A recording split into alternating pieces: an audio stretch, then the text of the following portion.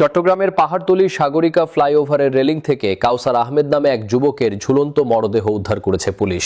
নিহত কাউসার স্থানীয়ভাবে ছাত্রলীগের রাজনীতির সঙ্গে যুক্ত ছিলেন বলে তার অনুসারীরা দাবি করেছেন। পুলিশ জানায়, সোমবার 12 মে রাত প্রায় 2টার দিকে সাগরিকা ফ্লাইওভারের মাঝামাঝি অংশে তাকে ঝুলন্ত অবস্থায় দেখতে পান পথচারীরা। পরে জাতীয় জরুরি সেবা 999-এ ফোন করা হলে পাহাড়তলী থানা পুলিশ ঘটনাস্থলে পৌঁছে মরদেহ উদ্ধার করে।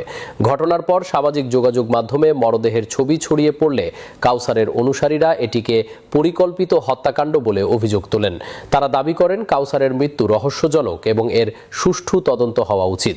এদেরকে জিজ্ঞেস করলাম কি হয়েছে, তখন এরা বলল যে রাতে লাশ একটা পাইছে, ফাঁসি দিয়েছে। তবে পুলিশ বলছে, প্রাথমিক তদন্তে হত্যার কোনো আলামত পাওয়া যায়নি। পুলিশের ভাষ্য অনুযায়ী কাউসার আহমেদ দীর্ঘদিন ধরে বিভিন্ন ব্যক্তিগত ও পারিবারিক সমস্যায় মানসিকভাবে বিপর্যস্ত ছিলেন। সাম্প্রতিক সময়ে ভাই ও পরিবারের সদস্যদের সঙ্গে বিরোধে জড়িয়ে তিনি আরও ভেঙে পড়েছিলেন। পুলিশ সূত্রে জানা গেছে, কাউসারের বিরুদ্ধে চাঁদাবাজি, সহিংসতা ও দখলবাজি সহ মোট 5টি মামলা রয়েছে।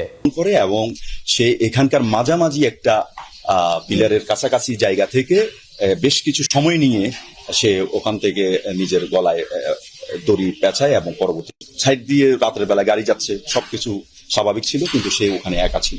ফলে ভিডিও ফুটেজ দেখে পরিষ্কারভাবে বোঝা যাচ্ছে যে এটা ছিল আত্মহত্যার ঘটনা।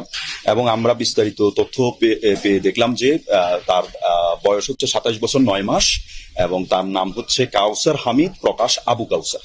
এবং তার মায়ের সাথে আমাদের কথা হয়েছে। মা প্রথমে চেয়েছিলেন যেন পোস্টমর্টেম না করি আমরা, কারণ তারা বুঝতে পেরেছেন যে তার ছেলে আত্মহত্যা করেছেন। ঘটনার রাতে তিনি একাই হেঁটে ফ্লাইওভারের মাঝামাঝি স্থানে যান বলে সিসিটিভি ও প্রাথমিক তথ্য উপাত্তে দেখা গেছে।